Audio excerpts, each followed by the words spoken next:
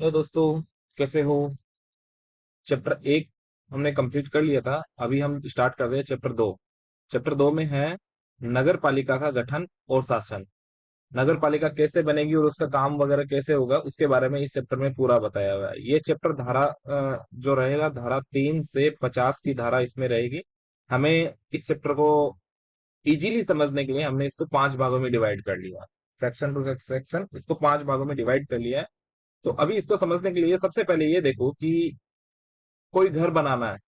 कोई घर पूरा काम कैसे करता है, हमारा सोशल वर्क कैसे रहेगा। तो देखो, सबसे पहले हम किसी घर को बनाते हैं, ठीक है। और घर का निर्माण करने के बाद उसमें गृह प्रवेश करते हैं लोगों को, लोग उसमें आते हैं अपने, ठीक है। सभी की एंट्री होगी, उसके बाद में सब अपना अपना काम करने लग जाते हैं। अपना अपना काम करते हैं, फिर मान लीजिए कोई घर में फंक्शन हुआ तो उसके लिए हम सबसे पहले जो पेरेंट्स रहेंगे उनसे पूछेंगे कि भाई ये काम करना है, इसको कैसे क्या किया जाए, मतलब लाइक पापा से मम्मी से पूछना है कि ये काम कैसे करना है। और उसके बाद में ये भी हो जाता है कि हम सब अर्निंग कर रहे हो तो गवर्नमेंट भी आ जाती है कि हाँ भैया जितना कमा लिया चलो अब टैक्स भी दे दो। वो चीजें है इस तरह से है, मतलब सीक्वेंस से चल रहा है सब कुछ। तो देखिए, सबसे पहले हमें क्या करना है, नगर पालिका का परिसीमन, गठन और संरचना और कार्यकाल। ये चार चीजें, ये आएगा धारा 3 से 7 के बीच। धारा 3 से 7 मतलब नगर पालिका का निर्माण करना। ये चीज है नगर पालिका का निर्माण, ठीक है। इसके बाद में धारा 8 से 44, तो जैसे गृह प्रवेश वाली सी बात है, तो इसमें वही है। नगर पालिका का शासन प्रशासन, नगर पालिका अध्यक्ष उपाध्यक्ष तथा निर्वाचित सदस्यों की योग्यताएं, शपथ त्याग पत्र आदि के बारे में इसमें लिखा हुआ है।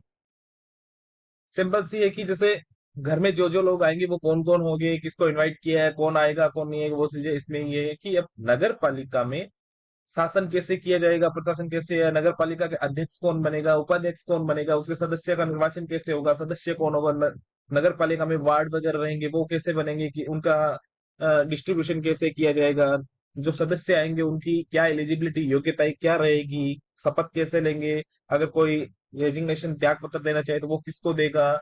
ये सब बातें इसमें लिखी हुई है, ठीक है। इसके बाद में सभी घर में आ गए तो सबको अपना अपना काम करना है।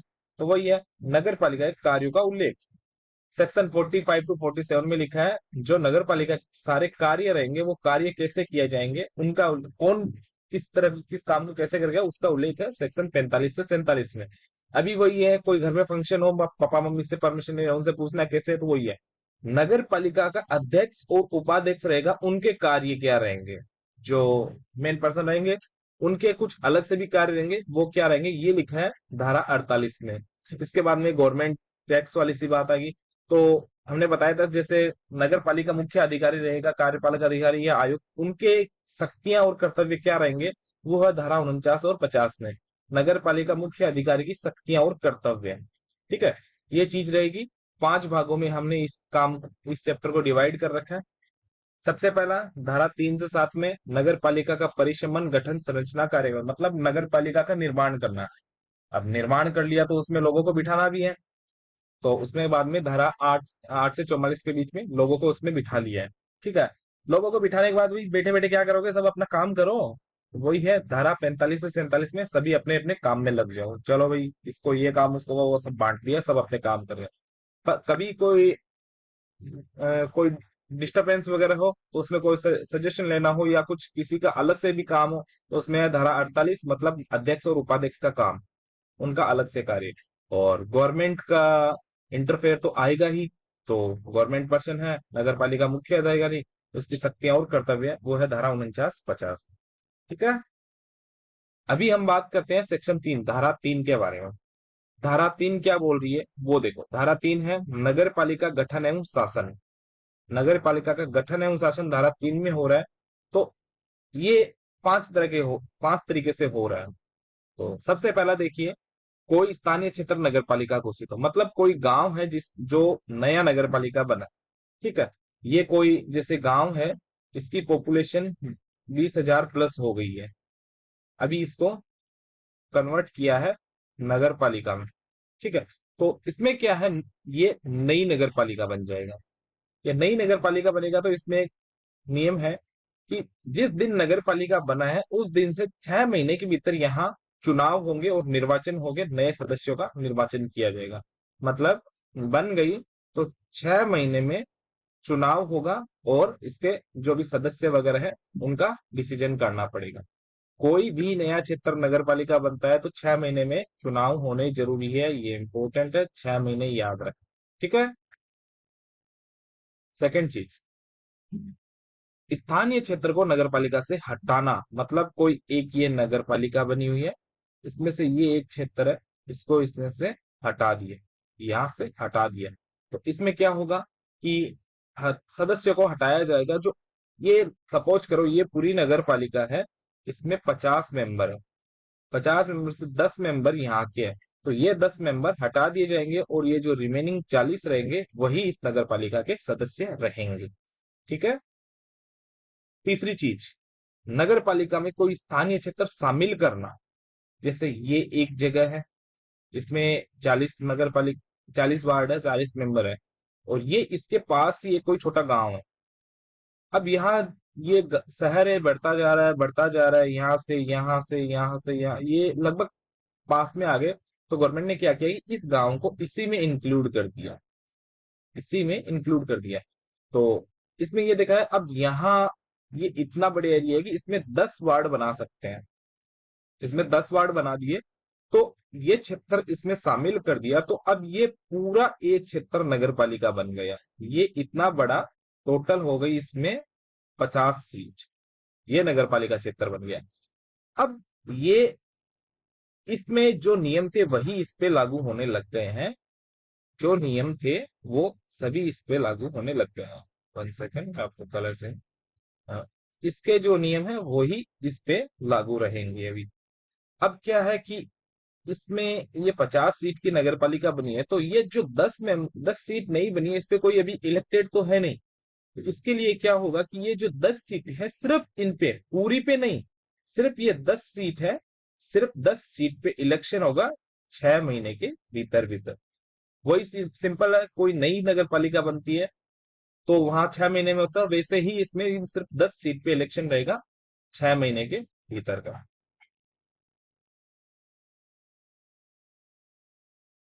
चौथी कंडीशन है, थोड़ी इंपॉर्टेंट है, समझ लेना इस चीज को। इसमें एक में ही दो आ रही है, कोई नगर पालिका इसको दो भागों में, या तो दो भागों में बांट दिए है, या कोई भाग उसको दूसरी में शामिल कर दिया। सपोज ये एक नगर पालिका है, ठीक है, इसको दो भागों में बांट दिया, ए और बी।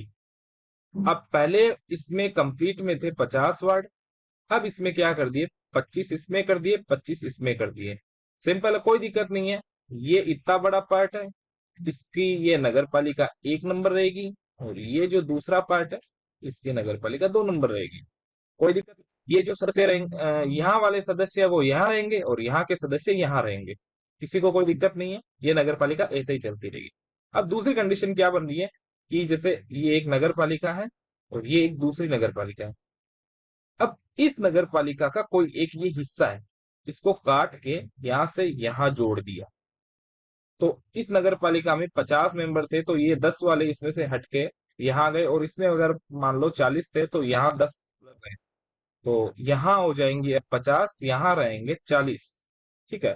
तो अब क्या है, ये जो मेंबर है यहाँ वाले, तो ये इसके सदस्य बन जाएंगे और कुछ नहीं है।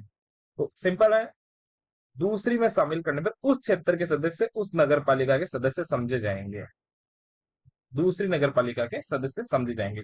तो इनको, ये जो 10 मेंबर यहाँ से निकले, तो यहाँ कोई इलेक्शन नहीं होगा, कोई दोबारा चुनाव वगैरह कुछ नहीं है, यहाँ सदस्य ये पहले से चुने हुए, तो वहां आ जाएंगे।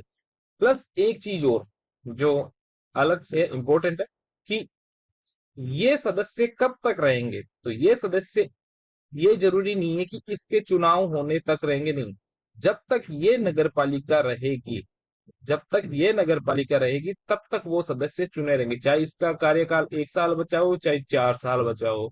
जब तक ये नगर पालिका अपने कार्यकाल में रहेगी तब तक ये सदस्य कार्यकाल रखेंगे। ठीक है। मतलब दो अलग अलग हिस्सों में बांट दिया तो दोनों अपने अपनी जगह, और एक हिस्से को काट के दूसरे में जोड़ दिया तो ये यहां से यहां आ जाएंगे। इसके बाद में पांचवी कंडीशन, नगर पालिका क्षेत्र को समाप्त करना, तो उसी दिन से नगर पालिका खत्म हो जाएगी। सिंपल है, कोई नगर पालिका को खत्म कर दिया है या गवर्नमेंट ने कह दिया है कि ये आज से नगर पालिका इस ये नहीं रहेगी, तो वो नगर पालिका उसी दिन से समाप्त मानी जाएगी। 5 कंडीशन देखी है हमने। पहली कंडीशन, यहां से कोई नई नगर पालिका बने तो 6 महीने के अंदर चुनाव होना जरूरी है। दूसरी, कोई स्थान हटा दिया जाए तो वो सदस्य हटा दिए जाएंगे। सदस्य, इसमें कोई ये स्थान हटाया है, पूरी नगर पालिका नहीं हटाई है। 5वीं कंडीशन में पूरी नगर पालिका हटा दी थी, इसमें एक एरिया हटाया है। और यहाँ कोई नया ऐड कर लिए तो नया ऐड करेंगे, तो उसके 6 महीने में चुनाव होंगे। तो फिर ये 2 भागों में बांट दिया या एक भाग को दूसरे में जोड़ दिया और ये पूरी हटा दी। ठीक है। अब इसमें कुछ इंपॉर्टेंट चीजें हैं। जैसे नई नगर पालिका बनने पर निर्वाचन होना है वो जब तक चुनाव नहीं हुए। जैसे पहली कंडीशन है ये वाली, इसमें क्या है कि जब तक ये 6 महीने तक चुनाव नहीं होंगे तब तक क्या रहेगा कि जो गांव का सरपंच है, उप सरपंच है और पंच है, ये सभी क्या रहेंगे, नई नगर पालिका के सदस्य। ये अध्यक्ष, ये उपाध्यक्ष और ये पार्षद, ये ऐसे रहेंगे। ठीक है। जब तक चुनाव नहीं होंगे तब तक ग्रामीण परिवेश का जो सरपंच, उप सरपंच और पंच है वो अध्यक्ष, उपाध्यक्ष और पार्षद बने रहेंगे। ठीक है। सरपंच को अध्यक्ष, उप सरपंच को उपाध्यक्ष और पंच को पार्षद सदस्य। पूर्व नगर पालिका समाप्त हो गई है, 5वीं कंडीशन बताइए, पूरी समाप्त होगी तो निर्वाचित सदस्य को तुरंत प्रभाव से हटा दिया जाएगा। ठीक है। दूसरी नगर पालिका में मिलाने पर, चौथी कंडीशन की फर्स्ट पार्ट है, दूसरी नगर पालिका में मिलाने पर अध्यक्ष उपाध्यक्ष सदस्य नगर पालिका के सदस्य माने जाएंगे, दूसरी नगर पालिका के सदस्य माने जाएंगे। ठीक है। और शामिल होने वाली नगर पालिका शेष कार्यकाल के लिए रहेगी। और जो शामिल हो रही है, जो मतलब वो 10 इसमें से कट के दूसरी में ऐड हो रहे हैं, तो ये दूसरी नगर पालिका है, इसका कार्यकाल तक ये रहेंगे। अब सेक्शन 3 के सब सेक्शंस है। तो धारा 3 की उपधारा 2 में क्या कहा है, जब नई नगर पालिका बने या सीमा परिवर्तन हो, सीमा चिन्हों का निर्धारण होता है। भाई ये जैसे ये नई नगर पालिका, इसमें ये यहां तक, इधर यहां तक, यहाँ ये सीमा चिन्ह का निर्धारण है। तो इससे संबंधित जितने भी खर्चे है वो नगर पालिका स्वयं उठाएगी, उनके स्वयं के खर्चों पे ये सब करना पड़ेगा। सबसेक्शन 3 में क्या है, जब कोई क्षेत्र नगर पालिका नहीं रहे तो उसके समस्त अधिकार, निधि, संपत्ति, दायित्व, ये 4 चीजें हैं। अधिकार, निधि, संपत्ति और दायित्व, ये 3 चीजें तो प्लस की चीजें होती है, ये एक माइनस की होती है। तो ये तीनों और ये चारों, अगर कोई नगर पालिका समाप्त हो जाए या नगर पालिका नहीं रहे तो इनको क्या किया जाएगा, भाई ये नहीं रहा तो फिर ये गवर्नमेंट के पास चला जाएगा, तो सभी राज्य सरकार के अधीन हो जाएंगे, सभी राज्य सरकार के अधीन हो जाएंगे। इसके बाद में जैसे धारा 3 उपधारा 4 क्या बोल रही है, नगर पालिका अन्य प्राधिकार में शामिल हो जाए। देखिए इंपॉर्टेंट चीज है, क्या लिखा, धारा 3 की उपधारा 4 में लिखा है अन्य प्राधिकार में शामिल हो जाए, तो उस नगर पालिका का अधिकार, संपत्ति और निधि प्लस वाली चीजें हैं, सिर्फ 3 ही चीजें हैं। देखिए यहाँ क्या है, अधिकार, निधि, संपत्ति, यहाँ दायित्व भी है, यहाँ दायित्व नहीं है, अन्य नगर पालिका के पास चले जाएंगे। इसमें दायित्व क्यों नहीं लिखा है, दायित्व के लिए उपधारा 5 में लिखा है, दोनों को अलग अलग है। प्लस वाली चीजें भी अन्य नगर पालिका पास जाएगी और जो दायित्व है वो भी अन्य नगर पालिका के पास जाएंगे, परंतु इसमें लिखा अलग अलग है। ये लीजिए उपधारा 5, अन्य प्राधिकार में शामिल करने पर नगर पालिका के दायित्व अन्य नगर पालिका का होगा।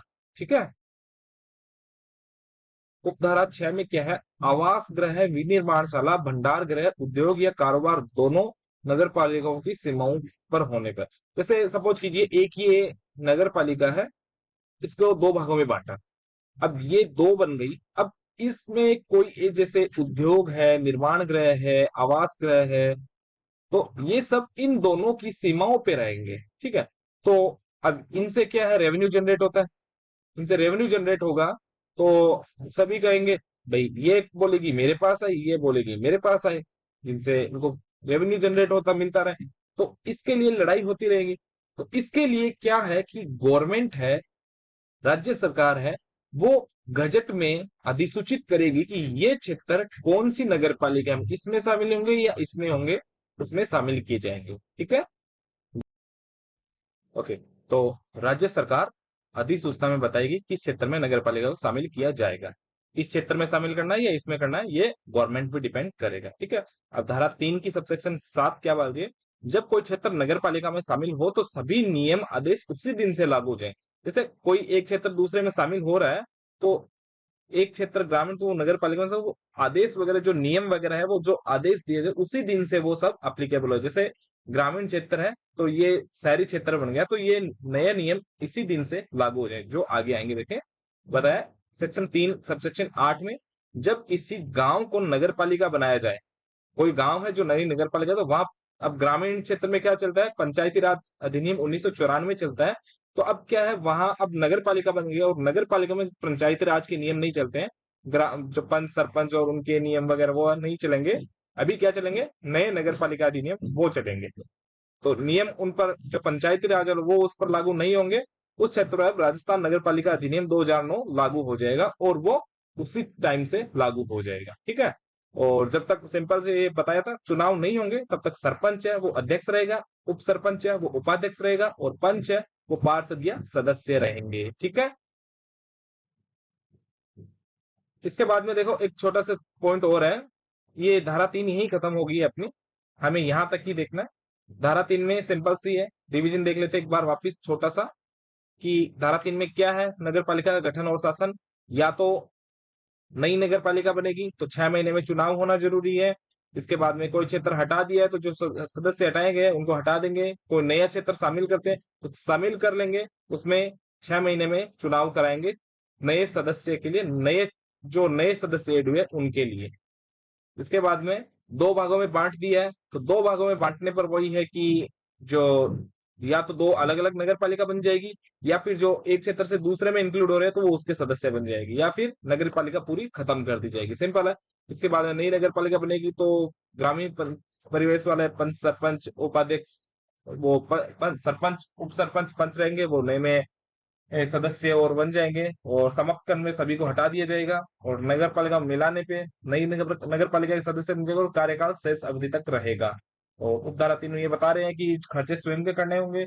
अगर खत्म नगर पालिका खत्म हो जाती है, जो संपत्ति अवर्स आ रही है वो गवर्नमेंट के पास चली जाएगी, और दूसरे में जा रही है तो वो उसके हो जाएंगे। ठीक है। और कोई आवास गृह विनिर्माणशाला भंडार गृह वो रहेंगे तो उनको गवर्नमेंट बताएगी कि इसको किस नगर पालिका में शामिल करना है, और नियम आदेश उसी दिन से लागू होंगे। इसके बाद में पंचायती राज अधिनियम खत्म हो जाएगा, वहां राजस्थान नगर पालिका अधिनियम लागू हो जाएगा। सिंपल सी है, धारा 3 यहाँ खत्म हो जाती है। ठीक है। अभी एक छोटा सा पोर्शन हो रहा है धारा 4। धारा 4 में क्या है, कोई इंपॉर्टेंट नहीं है, बस थोड़े से हमें देख लेनी है, बाकी इसकी कोई ज्यादा इंपॉर्टेंस नहीं है। इसमें क्या होता है, जैसे नगर पालिका अधिनियम के अकॉर्डिंग गवर्नमेंट बता देती है कि ये नियम वगैरह सब लागू, बट कोई नियम वगैरह है वो उस नगर पालिका पे, वहां वो उपबंध वगैरह है, अनुपयोगी है, तो उसके लिए नगर पालिका और सरकार खुद नियम बना सकती है उसके लिए। तो इसमें क्या कहा है, राज्य सरकार नगर पालिका को अधिनियम के उपबंध को जो उसके लिए अनुपयुक्त हो उससे संबंधित नियम बना सकती है। कि मतलब नगर पालिका को यह अधिकार है कि वो अपने लिए नियम बना सकती है, अगर कोई नगर पालिका अधिनियम के उपबंध उसके लिए अनुपयुक्त है तो। ठीक है। अब देखते हैं धारा 5। धारा 5 थोड़ी इंपॉर्टेंट है, नगर पालिका की स्थापना और निगम, बिल्कुल सरल कुछ नहीं है वैसे। तो धारा 5 में 3 उपधारा है। धारा 5 उपधारा 1 है, किसी संक्रमणशील क्षेत्र को नगर पालिका बनाना, मतलब कोई एरिया जहां 20,000 से ज्यादा जनसंख्या बढ़ रही है तो वहां नगर पालिका बनानी है। तो जनसंख्या रहेगी 20,000 से 1 लाख के बीच, तो वहां क्या बनेगी, नगर पालिका। अभी कोई शहर है जहां नगर पालिका और वहां की जनसंख्या 1 लाख से बढ़ रही है और 5 लाख के बीच रह रही है, तो वहां नगर पालिका से नगर परिषद बनानी, ये है धारा 5 धारा 2 में। और इसी के बाद में कोई नगर परिषद का क्षेत्र है जहां जनसंख्या 5 लाख से भी ज्यादा बढ़ रही है, 5 लाख से ज्यादा बढ़ रही है, तो वहां नगर परिषद से उसको नगर निगम बनाना है। ये चीजें धारा 5 में लिखी है। धारा 5 उपधारा 3 में है नगर परिषद से नगर निगम के लिए। अभी ये चीजें ना, बट इसमें कुछ एक्सेप्शन है, मतलब कुछ अपवाद भी है। वो जैसे देखते हैं अभी, मतलब कोई राज्यपाल बता दे, राज्यपाल कोई क्षेत्र है, कोई एरिया है, ये एक एरिया है, इसको औद्योगिक क्षेत्र घोषित कर दे, राज्यपाल इसको औद्योगिक क्षेत्र घोषित कर देगा, तो यहाँ नगर पालिका अधिनियम लागू नहीं होगा, यहाँ इंडस्ट्रियल रूल लागू होंगे। तो राज्यपाल किसी क्षेत्र को औद्योगिक क्षेत्र घोषित कर दे तो वहां नगर पालिका गठित नहीं की जाएगी।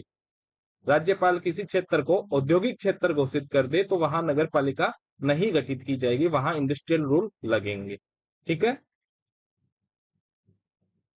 इसके बाद में जैसे कोई जगह है, ये एक जगह जैसे अपन जयपुर मान लेते हैं, जयपुर सांस्कृतिक पर्यटक और उन जगह के लिए खाटू श्याम जी मान लेते हैं, तो ये एक पर्यटन धार्मिक जगह रह गई। सालासर बालाजी तो धार्मिक जगह, इनको गवर्नमेंट विकास प्राधिकरण बना सकती, मतलब इनको अलग डेवलपमेंट कर सकती है इनके लिए।